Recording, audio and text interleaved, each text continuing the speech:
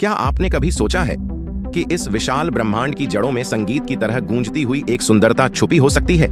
क्या हो अगर हमें यह बताया जाए कि गुरुत्वाकर्षण, समय, अंतरिक्ष ये सब सिर्फ एक सिम्फनी का हिस्सा है, एक ऐसा रहस्य जिसे समझते ही हमारी सोच की सीमाएं टूट जाएंगी। दोस्तों, आज हम आपको ले चलने वाले हैं उस विज्ञान की यात्रा पर जिसे कहते हैं द एलिगेंट यूनिवर्स, जहां क्वांटम के कण और ब्रह्मांड के तार आपस में ऐसा नृत्य करते हैं जिसे देखकर दिमाग हिल जाएगा और दिल कहेगा और सुनाओ।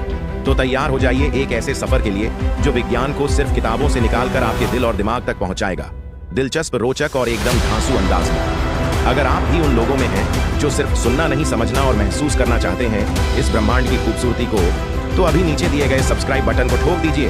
वीडियो पसंद आए तो लाइक ठोकिए और अपने दोस्तों से शेयर जरूर करिए, क्योंकि हांश ऑफिशियल लाया है ऐसा ज्ञान जो मनोरंजन के साथ देगा आपको ज्ञान का असली विज्ञान। चलिए अब इस अद्भुत ब्रह्मांड की परतों को खोलते हैं, शुरुआत करते हैं।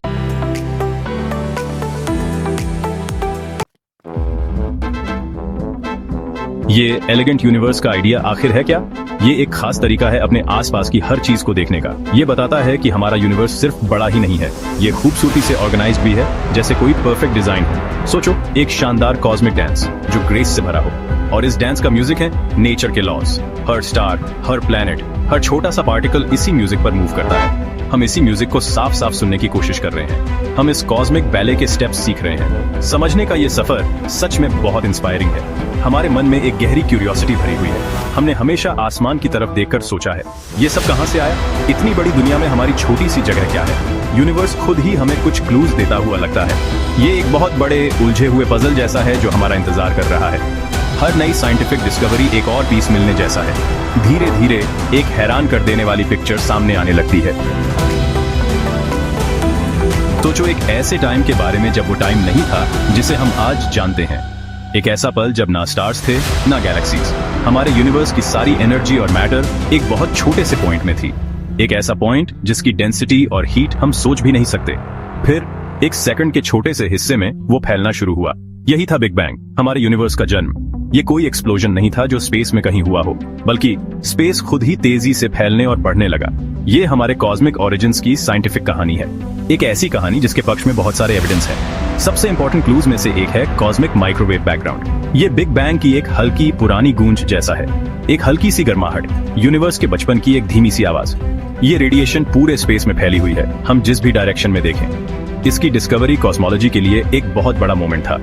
यीशु ने हमें बताया कि यूनिवर्स कभी बहुत ज्यादा गर्म और डेंस था।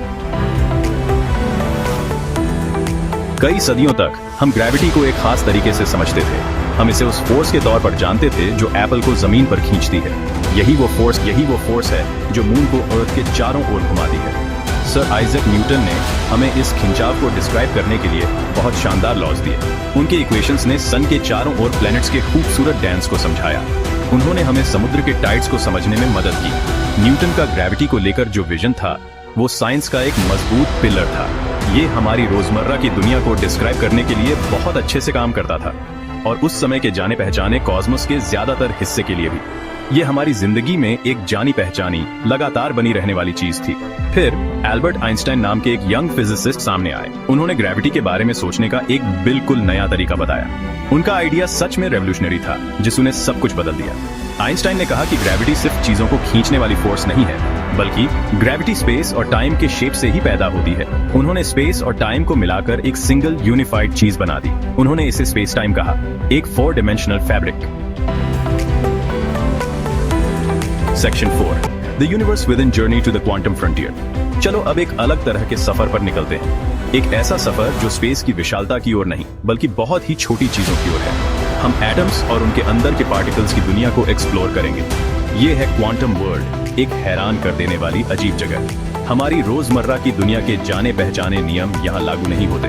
क्लासिकल फिजिक्स जो गिरते हुए एप्पल्स और ऑर्बिटिंग प्लैनेट्स को डिस्क्राइब करती है, यहाँ फेल हो जाती है। इस दुनिया को समझने के लिए हमें नए सेट ऑफ प्रिंसिपल्स की जरूरत है। ये प्रिंसिपल्स मिलकर क्वांटम मैकेनिक्स की थ्योरी बनाते हैं। ये एक वंडरलैंड में कदम रखने जैसा है जो पजल्स और सरप्राइजेस से भरी है। ये दुनिया हर कदम पर हमारी इंट्यूशन को चैलेंज करती है। क्वांटम मैकेनिक्स एक ऐसी रियलिटी दिखाती है जो थोड़ी फजी और प्रोबेबिलिस्टिक है। पार्टिकल्स जैसे इलेक्ट्रॉन्स, उनकी प्रॉपर्टीज हमेशा डेफिनेट नहीं होती। वो एक ही टाइम पर पोजीशन कहते हैं, पॉसिबिलिटीज का एक क्लाउड। जब हम मेजरमेंट करते हैं तभी कोई पार्टिकल एक स्टेट चुनता है। इसके अलावा नेचर में एक इनहेरेंट अनसर्टेनिटी है।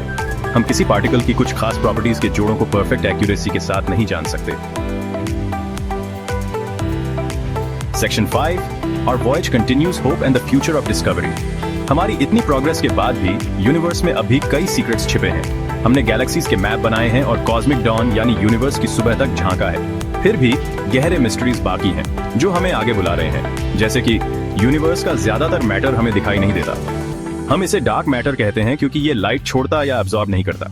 हमें पता है कि ये वहां है स्टार्स और गैलेक्सीज पर इसके ग्रेविटेशनल पुल से, लेकिन इसका असली नेचर वैज्ञानिकों के लिए अब भी एक पहेली बना हुआ है। इसके अलावा यूनिवर्स का एक्सपेंशन धीमा नहीं हो रहा है, ये तो असल में एक्सेलरेटिंग है। एक रहस्यमयी डार्क एनर्जी इसे दूर धकेल रही है। ये एनिग्मास दिखाते हैं कि कॉस्मोस के बारे में हमारी अंडरस्टैंडिंग अभी पूरी नहीं हुई है। ह्यूमैनिटी मगर जानने की एक जबरदस्त स्पिरिट ऑफ इंक्वायरी से चलती है। हम कॉस्मोस को प्रोब करने के लिए लगातार नए टूल्स डेवलप कर रहे हैं। अर्थ पर और स्पेस में ज्यादा पावरफुल टेलीस्कोप्स बनाए और लॉन्च किए जा रहे हैं। इंस्ट्रूमेंट्स जैसे जेम्स वेब स्पेस टेलीस्कोप नई विंडोज खोल रहे हैं। इनसे हम पहले से कहीं ज्यादा फेंट और डिस्टेंट ऑब्जेक्ट्स देख पा रहे हैं। हम अपने सोलर सिस्टम के दूसरे प्लैनेट्स और मून्स पर रोबोटिक एक्सप्लोरर्स भेज रहे हैं। हम पोटेंशियल एक्स्ट्रा टेरेस्ट्रियल सिविलाइजेशंस से आने वाले सिग्नल्स को सुन रहे हैं। अगर आपको यह वीडियो पसंद आए तो कृपया इसे लाइक, शेयर और हमारे चैनल को सब्सक्राइब जरूर करें। हमारे वीडियो को इतना सपोर्ट देने के लिए आपको हृदय की गहराइयों से धन्यवाद।